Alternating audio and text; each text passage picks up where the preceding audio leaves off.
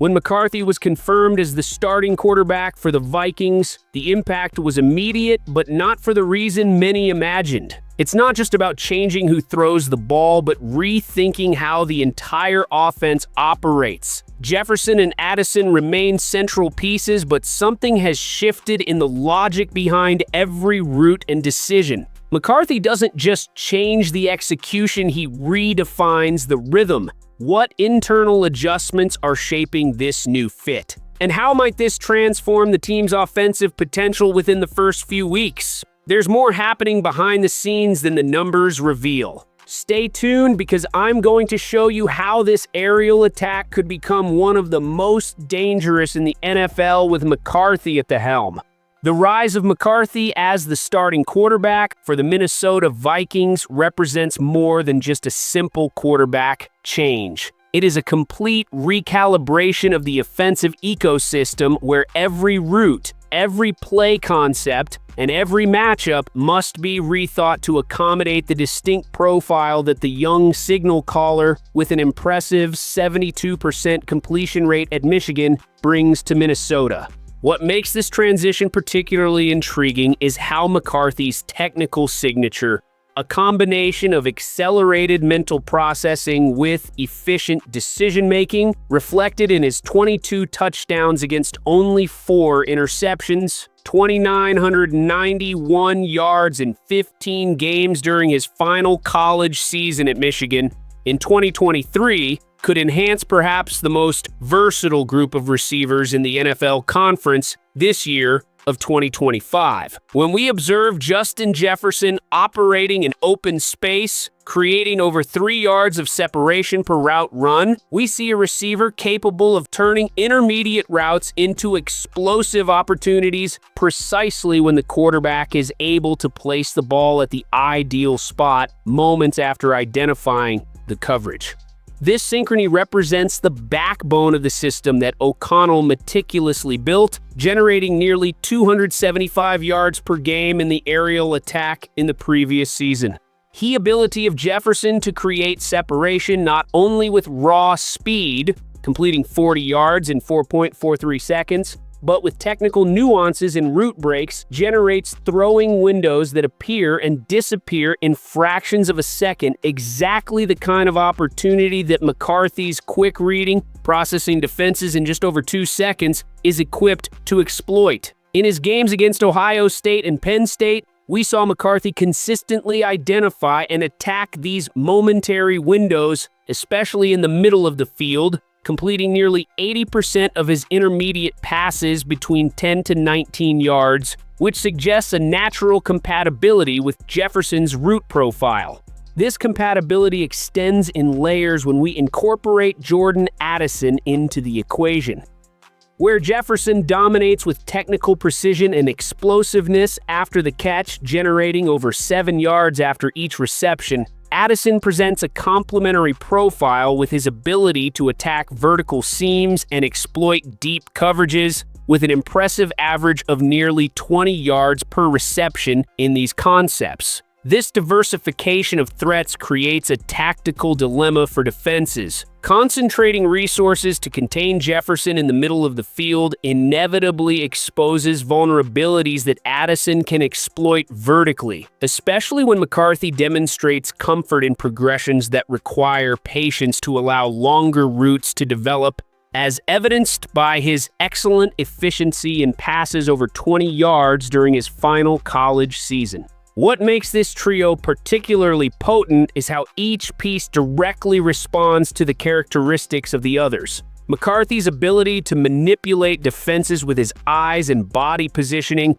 forcing over 10 defensive penalties for pass interference at Michigan, creates momentary mismatches that Jefferson, converting over 90% of his targets against zone coverages, can instantly identify and exploit. This same manipulation generates vertical spaces that Addison, reaching speeds over 21 miles per hour on deep routes, among the top 15 in the league, transforms into big play opportunities. Essentially, each skill directly enhances another within the system. The offensive philosophy of O'Connell has always prioritized the systematic creation of favorable matchups through varied alignments and pre-snap movements, utilizing motion on more than 60% of offensive plays, the third highest rate in the NFL. What is observed now is how this approach can be especially valuable for a developing quarterback like McCarthy. When Jefferson starts aligned inside, where he produces over 6 yards per route compared to less than 5 yards when aligned wide, and executes a pre-snap movement, he is not only gathering information about the coverage, but simultaneously simplifying the read for McCarthy and positioning himself to attack specific areas that his tape shows to be strong points on the quarterback's throwing map. McCarthy completed nearly 80% of his passes to targets in motion at Michigan. The integration of play-action concepts into the arsenal is particularly revealing of the systemic potential of this unit. McCarthy's fluid mechanics and delivery fakes, combined with his ability to quickly reset his throwing platform in less than a second from the fake to the launch position, creates precisely the kind of extra time that Jefferson needs to execute his most devastating route breaks in the middle of the field. With significantly above-average performance in play-action situations in college, McCarthy demonstrates the kind of efficiency that can expand the already impressive success that Jefferson has shown as a target in run-fake concepts in the NFL.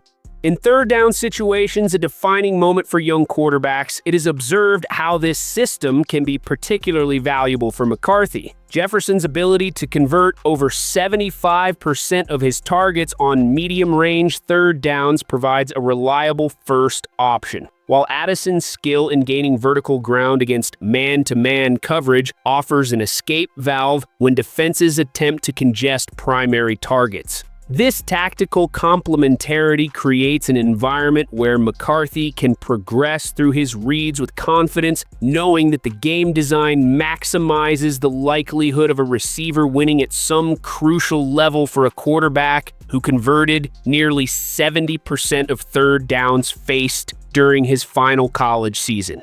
The development of McCarthy at the NFL level will heavily depend on his adaptation to the timing and speed of professional play, precisely where Jefferson's exceptional understanding of space and time, converting over 80% of his targets even in tight windows with less than 1 yard of separation, can be transformative. When reviewing Michigan film, it is noted that McCarthy occasionally hesitated before firing intermediate passes into tight windows, taking nearly half a second between identification and release, compared to less than a quarter of a second for elite NFL quarterbacks. This momentary hesitation is exactly where Jefferson's ability to present a clear and consistent target, even with minimal separation, provides the kind of security that can accelerate McCarthy's development curve in this critical aspect. Equally important is how O'Connell's system, which utilized over 60 different personnel package combinations, can be calibrated to initially simplify reads for McCarthy without sacrificing tactical sophistication.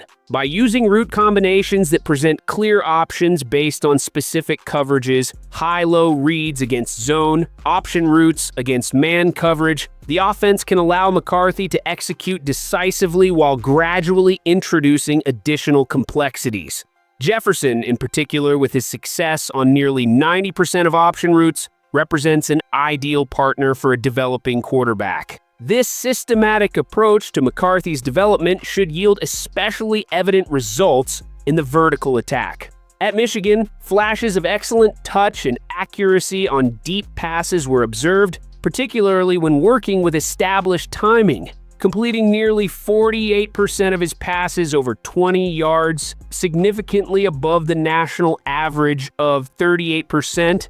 The challenge in the NFL will be maintaining this accuracy under intensified pressure and against more complex coverages. This is where Addison's exceptional ability to adjust to deep passes in flight, catching almost 70% of contested balls on vertical routes, can compensate for marginal inaccuracies while McCarthy refines his throwing mechanics under pressure.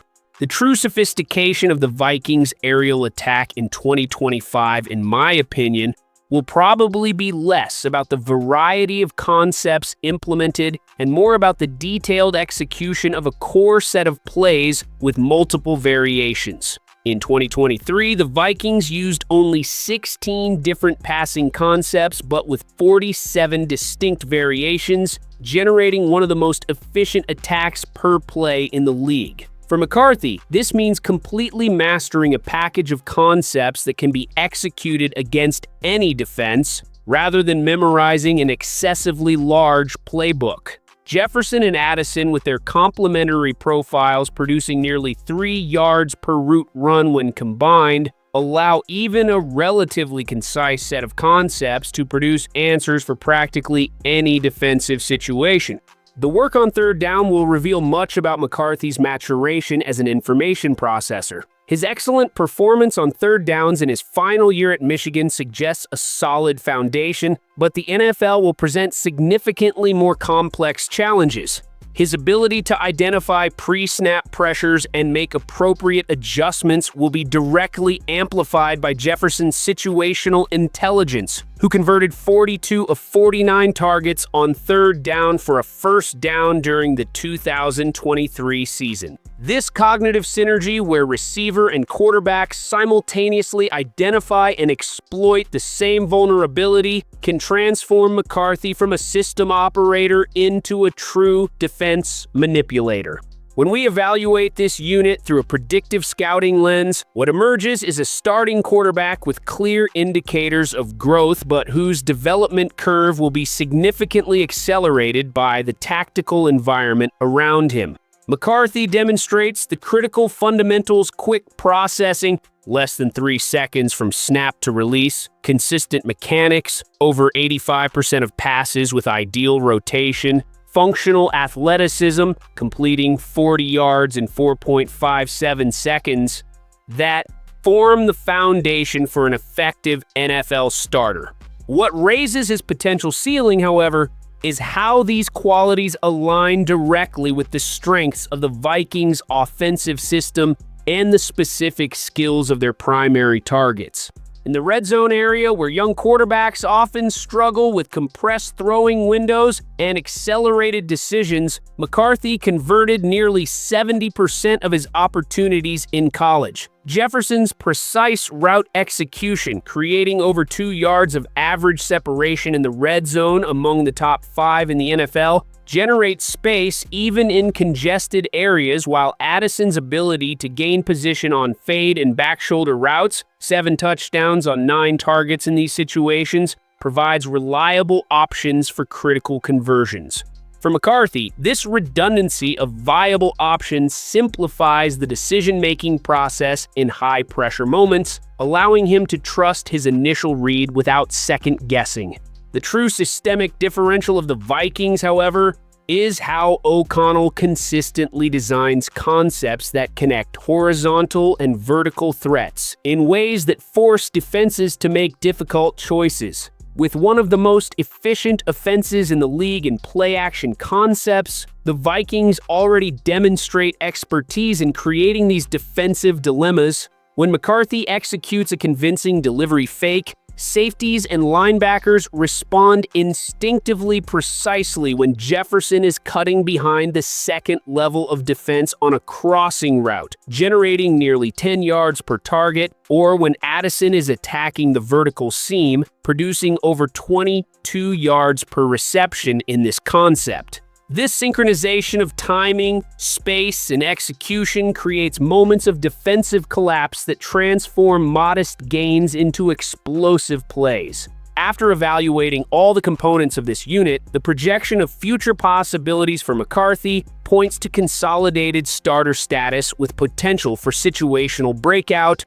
although with the realistic expectation of initial inconsistencies typical of developing quarterbacks. His ability to make correct decisions under pressure in more than 70% of situations in college, combined with his quick mental processing, suggests a solid cognitive foundation for navigating the challenges of the NFL. The Vikings' offensive system under O'Connell's guidance and powered by Jefferson's exceptional talent, leading the NFL in production per route, and Addison's complementary skills offers the ideal balance between support structure and growth opportunity, precisely the environment that historically maximizes the development of signal callers with McCarthy's technical profile. The evolution of this unit throughout the 2025 season will likely follow a trajectory of gradual refinement, where initially simplified concepts will be progressively expanded as McCarthy demonstrates mastery. With nearly 190 snaps in 3 receiver formations generating almost 9 yards per attempt at Michigan, McCarthy already shows an affinity for O'Connell's preferred personnel package. This approach allows O'Connell to build an offense that grows alongside his quarterback without sacrificing immediate efficiency. The critical element in this progression will be how McCarthy responds to inevitable adversity moments where defenses present unexpected looks or when pressure forces accelerated decisions, an area where his performance under pressure at Michigan suggests capability but with clear room for development. What makes this unit particularly intriguing from a long-term perspective is how each piece not only complements the others, but actively elevates their potential ceilings. Jefferson's technical precision in route breaks creates throwing windows that allow McCarthy to develop confidence in intermediate passes, an area where he completed nearly 63% at Michigan compared to 57% of the national average. This same confidence in intermediate attacks forces defenses to compress, creating vertical opportunities that Addison, with targets averaging 15 yards beyond the line of scrimmage, can exploit. Essentially, we observe an offensive ecosystem where each element responds and adapts to the others, forming an integrated system greater than the sum of its parts, a system that could potentially elevate the Vikings from their median offensive production of 22 points per game in 2023 to a true offensive powerhouse in 2025. And you, the fan? What do you think about McCarthy working alongside Justin Jefferson and Jordan Addison? Leave your comment below. Thank you for watching and see you soon. Go Vikings!